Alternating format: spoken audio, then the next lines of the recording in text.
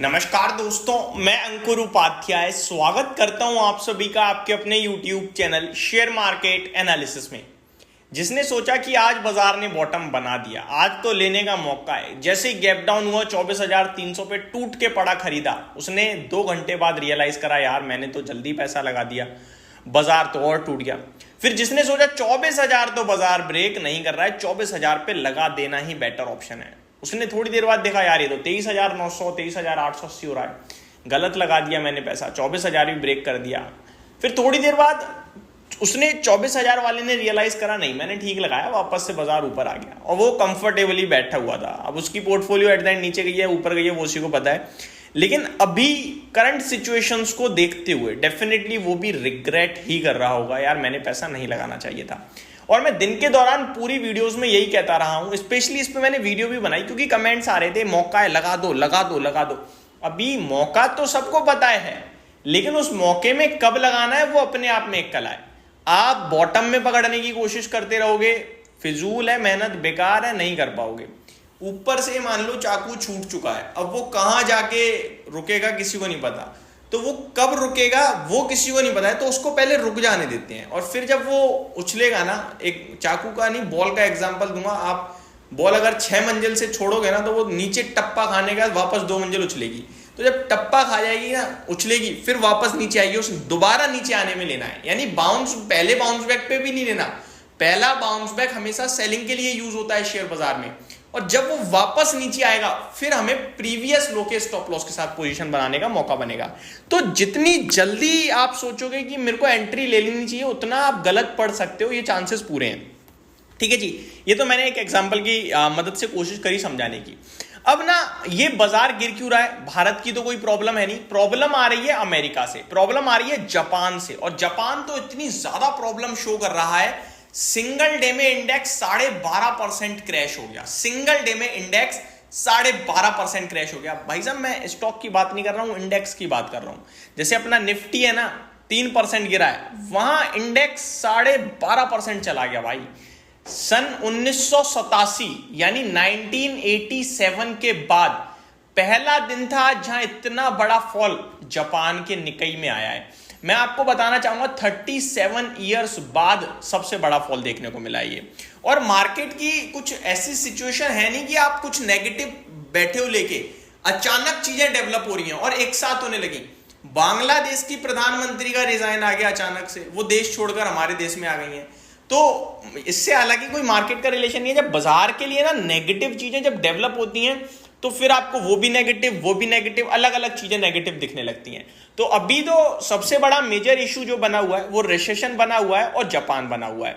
अब पहले मैं आपको इस वीडियो के माध्यम से ये बताना चाहूंगा रिसेशन का कितना इंपैक्ट है और जापान का कितना इंपैक्ट है, सो दैट आपको चीजें डिटेल में पता चलें और फिर आप ये समझ पाओ और समझा पाओ कि भाई साहब ये चीज हो रही है कब तक सॉल्व। अभी तो बहुत सारे लोगों को चीजें ही नहीं पता होंगी, मुझे अच्छे से पता है, बस उन्होंने भी इतना सुन लिया रिसेशन आ रहा है अमेरिका में भेज दो, लेकिन उन्हें ये नहीं पता ये रिसेशन कैसे आता है और रिसेशन का सॉल्यूशन क्या है। अगर आपको बुखार है तो बुखार है करके परेशान होने से फायदा नहीं है, बुखार का सॉल्यूशन क्या है, दवाई खाओगे आप, डॉक्टर को दिखाओगे, सिंपल है ना। खाने के 2-3 दिन बाद आपको भी पता है मुझे भी पता है ठीक हो जाओगे आप, और जब ठीक हो जाओगे तो नॉर्मल है। सेम यही रिसेशन है, रिसेशन का क्या सॉल्यूशन है और उस सॉल्यूशन के बाद कितने समय में ठीक हो जाएगा सब कुछ, वो समझो। अगर आपने वो समझ लिया तो आपका माइंड क्लियर है कि मेरे को उतने समय में तो पैसा वापस से बनने लगेगा, यहां से मेरी ये छुट्टी हो जाएगी। दूसरा जापान है, जापान की बात करें तो वो जो प्रॉब्लम है वो डेफिनेटली एक सीरियस कंसर्न दिख रहा है, लेकिन इतना बड़ा सेल ऑफ ऑलरेडी तोड़। देखो जापान के मार्केट कह चुके हैं कि भैया हम चले गए हैं बियर मार्केट में, क्योंकि 20% से ज्यादा क्रैश हो गया है। 20% से ज्यादा जब क्रैश होता है तो स्टॉक मार्केट की लैंग्वेज में उसे हम बियर मार्केट कह देते हैं। मैंने आज इंस्टाग्राम पे स्टोरी भी लगाई कि बियर क्या वापस आ रहा है, बियर इज बैक करके, तो ये सिंपल है। ठीक है जी, तो अब समझते हैं पहले अमेरिका के रिसेशन को। देखो रिसेशन अपने आप में ही वर्ड है, सिंपल समझा रहा है कि भैया देश में मंदी आ रही है, स्टॉक मार्केट वाली मंदी नहीं, यानी कि इकोनॉमी अर्थव्यवस्था स्लो हो रही है, डाउन हो रही है। अब वो कैसे होती है डाउन, आप हम जो देश के लोग वाग हैं, अगर उनमें से ज्यादातर लोगों के पास नौकरियां नहीं होंगी तो ऑब्वियस है उनके पास अर्निंग्स नहीं आएगी, पैसा नहीं आएगा। अब जब उनके पास पैसा ही नहीं आएगा तो फिर वो खर्च कैसे करेंगे, समझ रहे हो। और जब वो खर्चा नहीं करेंगे तो मार्केट में पैसा ही नहीं घूमेगा, जिसकी वजह से मंदी दिखने लगती है, ग्रोथ रुक जाती है कंपनियों की। ठीक है, आपकी जेब में पैसा होगा, आप कपड़े भी खरीदोगे, खाने का आइटम भी खरीदोगे, 1000 चीजें खरीदोगे। पैसा ही नहीं होगा, कुछ नहीं कर पाओगे, फिर तो चुपचाप बैठने के अलावा आपके पास कोई चारा ही नहीं है। वो केस इस समय अमेरिका में बनता हुआ दिख रहा है, और वो इसलिए बन रहा है क्योंकि उनका जो बेरोजगारी दर है वो 3 साल के उच्चतम स्तर पे आ गया है। 4.3% पे बेरोजगारी दर पहुंच चुका है इस समय अमेरिका में। अब इसका सॉल्यूशन क्या है? इसका सॉल्यूशन है ज्यादा से ज्यादा लोगों तक पैसा पहुंचाना, ज्यादा से ज्यादा लोगों को नौकरियां देना। वो कैसे होता है? देखो, पहला काम जो होता है किसी भी कंट्री में इकोनॉमी को किसी भी कंट्री की इकोनॉमी को ग्रोथ देने का, वो होता है ब्याज दरें सस्ती कर देना। ब्याज दरें सस्ती होंगी, बंदा बैंक से पैसा ले सकता है, पैसा लेगा, उसको कम ब्याज देनी होगी, वो पैसा आया, फिर पैसा कहीं ना कहीं यूटिलाइज होगा, मार्केट में पैसा आने लगा धीरे धीरे। अब आप कहोगे जब बंदे पे नौकरी नहीं है वो लोन कैसे ले लेगा? तो आप बंदे के लिहाज से नहीं, कंपनी के पर्पज से देखो। कंपनी को केपेक्स करना है, वो महंगी ब्याज दरों पे पैसा नहीं लेगा बैंक से, वो लेगा सस्ती ब्याज दरों पे। तो जैसे ही ब्याज दरें कम होंगी, कंपनी बैंक पे जाएगी, लाओ मुझे पैसा दो, फिर अपने केपेक्स करेगी। अब केपेक्स कर तो दिया, चलाने के लिए तो लोग चाहिए, फिर वो लोगों को हायर करेगी, लोगों को हायर करा, लोगों को भी जॉब मिल गई, कंपनी का भी केपेक्स हो गया, मार्केट में पैसा घूमने लगा। इस प्रकार से ग्रोथ आती है। अब सवाल ये उठता है कि ब्याज दरें कब से सस्ती होंगी? तो इस समय पूरा मार्केट मान चुका है कि फेड, यानी कि अमेरिका में जैसे अपने देश में आरबीआई है, वैसे ही वो फेड, वो आपका सितंबर में रेट कट कर देगा। ठीक है जी। और इस साल 100 से 125 बेसिस पॉइंट के रेट कट की उम्मीद है। दैट मींस 1% से 1.25% की ब्याज दरें अमेरिका में सस्ती हो सकती हैं। तो ये क्लियर हो गया पूरा का पूरा अमेरिका का हिसाब किताब। अब मैं जापान को शॉर्ट में ही समझाने की कोशिश करूंगा क्योंकि वीडियो ऑलरेडी काफी स्ट्रेच हो गई है।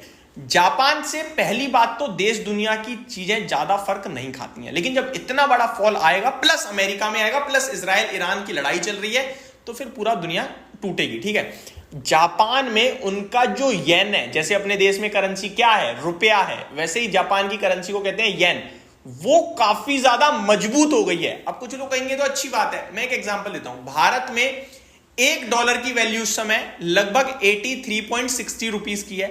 अब अगर रुपया मजबूत हो जाए, रुपया मजबूत होगा तो क्या होगा? 83.6 से जो वैल्यू है वो ऊपर जाएगी या नीचे? काफी लोग यहां भी कंफ्यूज हो जाएंगे। मैं आपको बताता हूं, रुपया मजबूत तब होगा जब ये 83.6 के नीचे जाएगा। अभी $1 की वैल्यू 84 रुपए राउंड फिगर में, अगर मान लो 70 हो जाए तो यानी $1 पे 70 रुपए रह गया। एक समय पे $1 1 रुपए था, लेकिन धीरे धीरे उनकी अर्थव्यवस्था बढ़ती चली गई, हम लोग वहीं रुक गए एक तरीके से, तो ये बढ़ के मामला कहां हो गया? अभी 84.5। अभी मान लो हमारा रुपया मजबूत हो जाए अचानक से और 70 रुपए हो जाए, $1 यानी 70 रुपए, तो देखने को तो इकोनॉमी स्ट्रांग है, लेकिन जितनी भी देश के पास पैसा जो है डॉलर में आता होगा, वो ये समझ लो कम हो जाएगा। पहले मेरे पास $10 आ रहे थे तो $850 रुपए बन रहे थे, अब मेरे पास $10 आएंगे तो $700 रुपए बनेंगे, तो मेरे को तो नुकसान हो गया ना। यही जापान में हो रहा है इस तरीके से। जापान की जो येन है वो 161 से 145 पे आ गया है, इनफैक्ट 142 पे हो चुका है उनका।